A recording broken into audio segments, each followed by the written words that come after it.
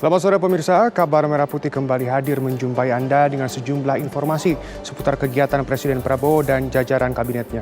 Saya Shena Damayana akan menemani Anda selama 30 menit ke depan. Dan pemirsa, inilah Kabar Merah Putih selengkapnya untuk Anda.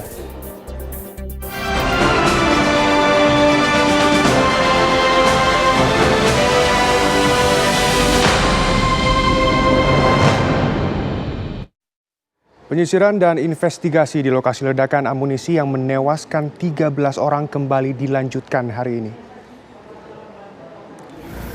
Selasa pagi, tim investigasi kembali turun ke lokasi ledakan amunisi untuk melakukan penyisiran. Sebelumnya, kegiatan penyisiran dan investigasi dihentikan sementara karena tengah malam. Sementara itu, untuk para korban yang meninggal akan diserahkan kepada pihak keluarga korban setelah mendapat izin dari pihak tim medis. TNI Angkatan Darat mengaku bertanggung jawab secara penuh untuk membantu semua proses penanganan dan pemakaman para korban baik dari TNI AD maupun dari warga sipil.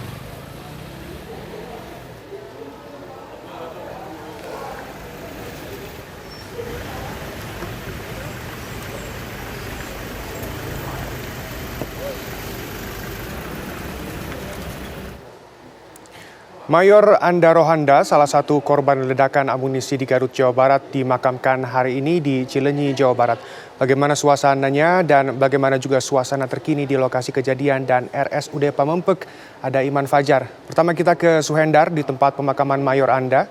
Suhendar, bagaimana suasana terkini di pemakaman Mayor Anda? Baik, terima kasih. Saat ini saya berada di kawasan tempat pemakaman umum dari Mayor Anda Suhanda yang salah satu korban dari ledakan amunisi di Garut. Bisa saya kabarkan, bisa Anda lihat juga saat ini pemakaman sedang dilakukan, yaitu tabur bunga. Tapi tadi sebelumnya para tentara di sini, rekan-rekan dari korban sendiri berdatangan dari sejumlah wilayah untuk mengantarkan korban ke peristirahatan terakhir. Sebelum dimakamkan tadi sempat dilakukan upacara militer dengan menggunakan tembakan salvo untuk dimakamkan sebelumnya. Tak hanya dari para rekan kerja, kerabat dan tetangga pun berdatangan untuk melihat proses penguburan terhadap korban Mayor Anda Suhanda yang menjadi salah satu korban amunisi yang meledak di Garut. Sambutan dari saat ini pemakaman sudah selesai dilakukan dengan Assalamualaikum. Anda sudah dikebumikan ke tempat peristirahatan terakhir. Dan saat ini sudah dilakukan upacara terakhir dari acara pemakaman dari Anda Suhanda sendiri. Diketahui Anda Suhanda, Mayor Anda Suhanda merupakan warga dari Cileunyi, Kabupaten Bandung, Jawa Barat, dan saat ini dikuburkan di pemakaman umum daerah Cileunyi tak jauh dari rumah duka Anda Rohanda sendiri. Bisa saya kabarkan juga banyak pelayat yang berdatangan ke makam pemakaman ini, bahwa Anda Rohanda sendiri merupakan sosok yang sangat baik di mata keluarga, apalagi di mata tetangga. Mayor Anda Suhanda sendiri adalah sosok orang tua yang sangat baik terhadap anak dan istrinya. Mereka merasa kehilangan atas kepergian almarhum Mayor Anda Suhanda. Tadi sempat dilakukan upacara pemakaman di lokasi ini, dihadiri banyak sejawat dari para rekan almarhum sendiri, baik dari TNI maupun dari rekan Anda Mayor Anda Suhanda sendiri. Di sini bisa terlihat para rekan dari Mayor Anda Suhanda terlihat masih masih eh, masih tetap di lokasi pemakaman untuk melihat hari tempat terakhir yang dari Anda Suhanda sendiri. Ini para tentara ini, TNI ini dengan rasa haru juga mengikuti upacara semua pemakaman yang dilakukan oleh panitia dari pemakaman ini. Tidak kurang dari ratusan warga berkumpul di pemakaman ini untuk mengiringi kepergian Mayor CPL Anda Suhanda ini yang dikenal baik di mata semua orang. Anda Suhanda sekarang sudah dimakamkan dengan upacara militer dari rekan Mayor Anda sendiri sudah lakukan upacara dengan ditandai tembakan salvo.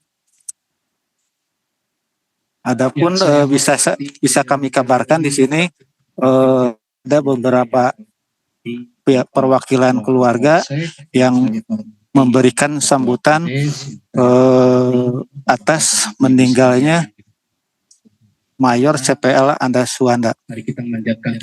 Terlihat ada rekan dari Mayor Anda Suhanda akan memberikan sambutan sebagai rasa duka kepada Mayor Anda Suhanda.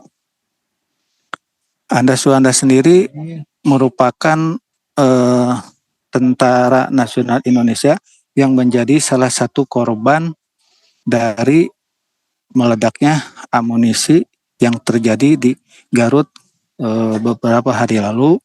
Nah, saat ini tepat pukul 2:30 hingga saat ini pukul 3 pemakaman dilakukan tak jauh dari rumah kediaman dari almarhum Mayor Anda Suhanda. Selain itu bisa kami kabarkan juga tepat pukul 3 sekarang pemakaman dari almarhum Mayor Anda Suhanda sudah selesai dikebumikan. Saat ini dari pihak keluarga mengucapkan banyak terima kasih kepada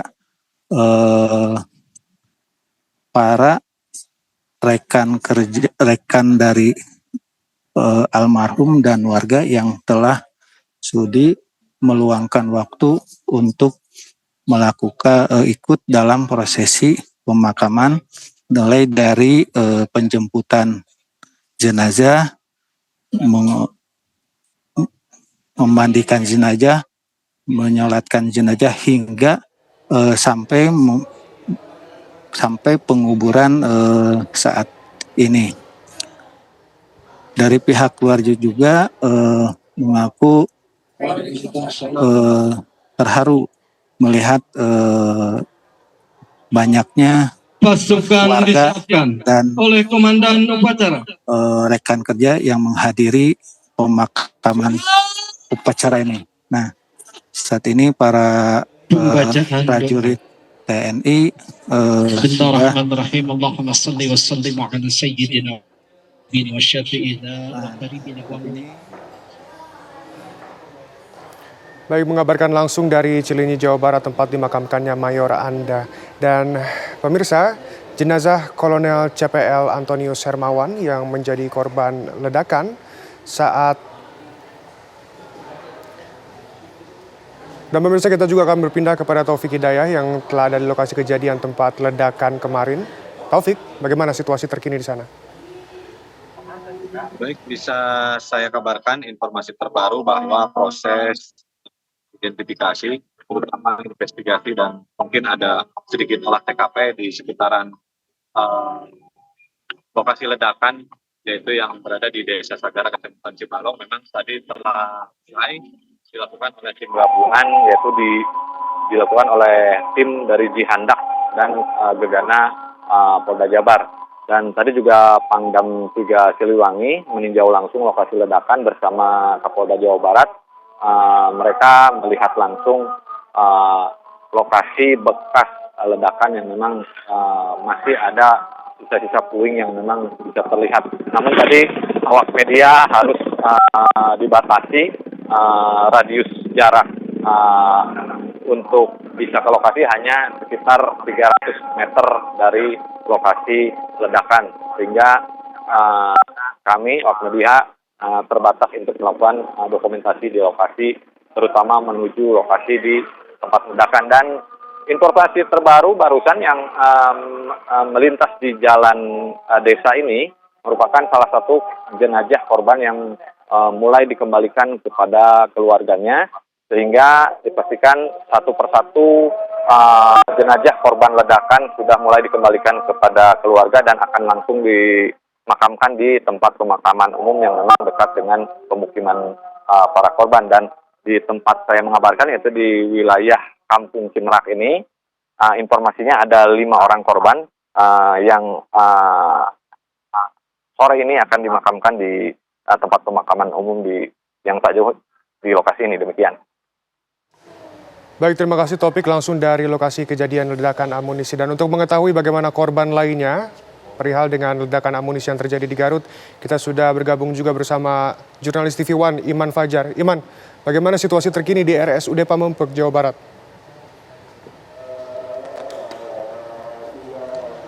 Kasihan dan juga pemirsa, saat ini kami melaporkan dari RSUD Pamengpeuk, Garut, Jawa Barat, di mana yang terbaru sudah ada 5 jenazah yang merupakan masyarakat sipil ini sudah dibawa oleh keluarga masing-masing untuk kemudian disemayamkan di tempat yang telah dipilih oleh keluarga masing-masing. Jadi sejauh ini memang total sudah ada sekitar 9 jenazah yang telah dibawa dari RSUD Pamengpeuk ini, di mana 4 jenazah TNI sudah dibawa pada pukul 2 pagi tadi, kemudian juga sejak pukul 12 siang tadi ini sudah ada 5 jenazah yang dibawa oleh keluarganya. Secara berurutan adalah almarhum atas nama Endang Rahmat yang dibawa ke daerah Sukajaya, kemudian yang kedua jenazah atas nama Anwar Munawar, kemudian yang ketiga adalah jenazah atas nama Dadang Iis yang dibawa ke Kampung Sakambangan. Kalau tadi jenazah Anwar Munawar dibawa ke daerah Cikoneng, kemudian ada juga jenazah atas nama Ius yang dibawa ke daerah Cidahon, dan yang terakhir, yang terbaru tadi adalah jenazah atas nama Toto yang dibawa ke daerah Cibalong. Berarti masih ada 4 jenazah lagi yang masih ada di kamar jenazah di belakang saya ini. Sementara itu, Shena. Baik, terima kasih Iman Fajar langsung mengabarkan dari RSUD Pamengpeuk, Jawa Barat. Selamat kembali bertugas. Pemirsa, Kabar Merah Putih akan kembali sesaat lagi. Tetap bersama kami.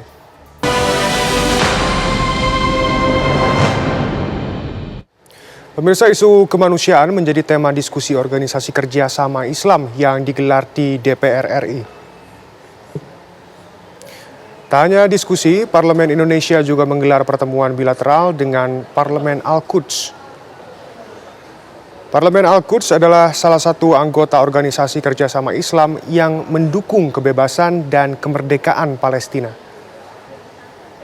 Di pertemuan kali ini membahas bagaimana menyusun rencana secara rinci dan berkelanjutan untuk kesejahteraan Palestina, di mana negara-negara besar seperti Amerika, Rusia, China juga bisa ikut serta untuk bekerja sama dalam misi tersebut.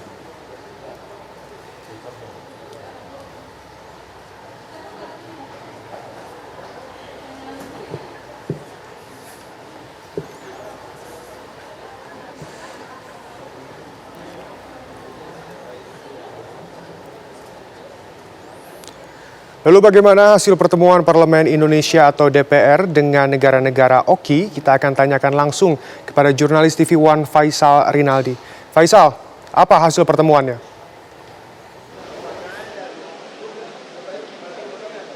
Ya, Shena, memang untuk pertemuan parlemen antar negara oki ini memang saat ini masih berlangsung.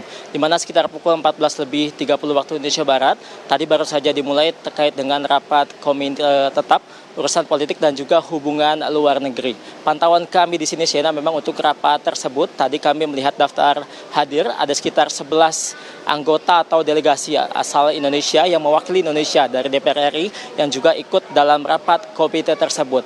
Pantauan kami pula, Shena, memang isi dari rapat tersebut bisa dikatakan cukup sensitif, di mana yang menjadi isu utama atau sorotan utama adalah terkait dengan kebebasan atau kemerdekaan bangsa Palestina. Di mana, Shena, jika bisa kami informasikan bahwa sesuai dengan kesepakatan konferensi atau PUIC ke-19 OKI kali ini, memang seluruh negara anggota OKI ini sudah sepakat untuk memperjuangkan kemerdekaan Palestina. Kemudian juga dalam forum konferensi ke-19 kali ini memang akan dijadikan momentum untuk menunjukkan rasa solidaritas, kemudian juga rasa kepedulian terhadap rakyat Palestina, dan juga sekaligus mengutuk segala perbuatan ataupun kejahatan yang dilakukan oleh Zionis Israel.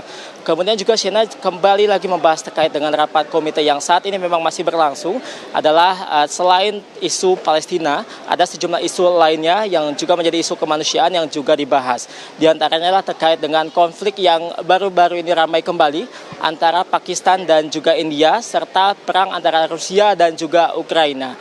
Kemudian Shena dapat kami informasikan, memang dalam 2 hari terakhir ini, hari ini dan juga hari kemarin, seluruh rapat-rapat yang sudah dilaksanakan, kemudian juga pembahasannya ini akan dikumpulkan dan akan disampaikan besok dalam acara pembukaan konferensi ke-19 ini, yang juga nantinya akan disebut sebagai inaugurasi. Dan tadi juga Mardhani Alisera selaku Ketua Badan Kerjasama Parlemen Antar Negara OKI ini juga menyebutkan bahwa besok akan disebut sebagai Deklarasi Senayan.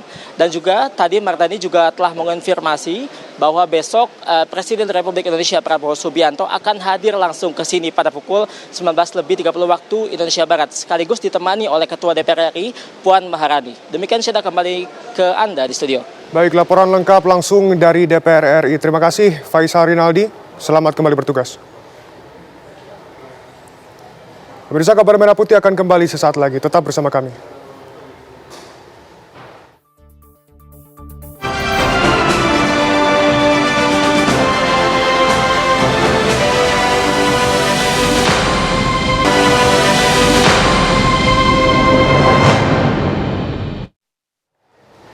Pemirsa, Kementerian Luar Negeri terus memantau kondisi WNI di tengah konflik yang terjadi antara India dan Pakistan. Hingga saat ini dipastikan belum ada warga negara Indonesia yang menjadi korban. Namun, pemerintah telah menyiapkan rencana kontingensi. Konflik di perbatasan India dan Pakistan memicu kekhawatiran masyarakat internasional.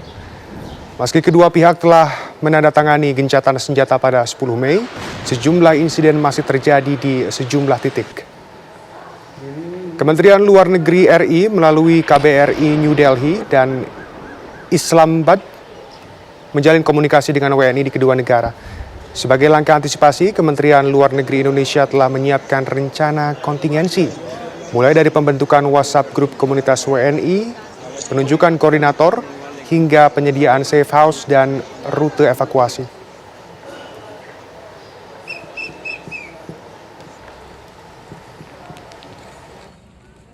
Ya, KBRI New Delhi mencatat ada 993 warga negara Indonesia yang tinggal menetap di India. Ya, secara khusus di wilayah konflik, di wilayah Kashmir, tercatat ada 11 WNI. Sedangkan di wilayah Pakistan, KBRI Islamabad mencatat ada 1.675 warga negara Indonesia yang tinggal menetap, dan di wilayah yang mendapat serangan terdapat sekitar 74 warga negara Indonesia yang ada di sana. Dan kita terus monitor situasi yang ada di sana dalam konteks terdampak, ya tentunya mereka khawatir ya, dengan situasi yang ada di sana. Namun mereka merasa dalam komunikasi dengan perwakilan, mereka merasa masih aman untuk tinggal di wilayah-wilayah tersebut. Sesuai dengan rencana kontingensi, ya, KBRI New Delhi dan KBRI Islamabad telah menjalin komunikasi melalui WhatsApp group ya, dengan para WNI, utamanya yang ada di wilayah-wilayah perbatasan.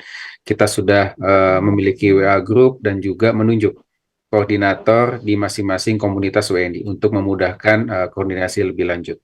Ya, dan dapat kami sampaikan bahwa KBRI telah menyusun rencana kontingensi untuk mengantisipasi ya, kemungkinan eskalasi lebih lanjut. Tentu kita tidak mengharapkan hal. Di tengah dinamika geopolitik dan tekanan global untuk transisi energi, Indonesia dan Jepang kembali menegaskan komitmen melalui kerjasama strategis di sektor energi terbarukan. Kedua negara resmi menekan kesepakatan pembiayaan akhir untuk pembangunan pembangkit listrik tenaga panas bumi PLTP di Muaro Laboh, Sumatera Barat senilai 500 juta dolar Amerika Serikat atau sekitar 8,2 triliun rupiah. Hal ini disampaikan oleh Menteri Koordinator Bidang Perekonomian Erlangga Hartarto usai penandatanganan Financial Close PLTP Muara Laboh antara Sumitomo Corporation, Inpex, dan Supreme Energy dalam kerangka kerjasama Asia Zero Emission Community. Erlangga menyebut proyek ini merupakan hasil pembahasan dalam pertemuan antara Presiden Prabowo Subianto dengan mantan Perdana Menteri Jepang Fumio Kishida yang sebelumnya berlangsung di Jakarta. Kerjasama ini akan memperkuat kontribusi energi baru dan terbarukan sekaligus mendorong pertumbuhan ekonomi lokal secara berkelanjutan.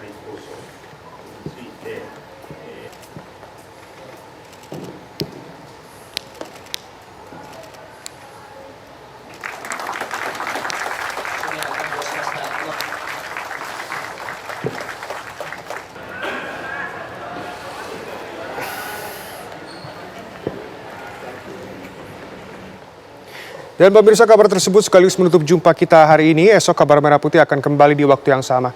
Jangan beranjak dulu pemirsa, karena sesaat lagi Anda dapat menyaksikan berita utama kriminal. Saya Syanada Mayana, mewakili seluruh kru yang bertugas mengucapkan terima kasih dan sampai jumpa.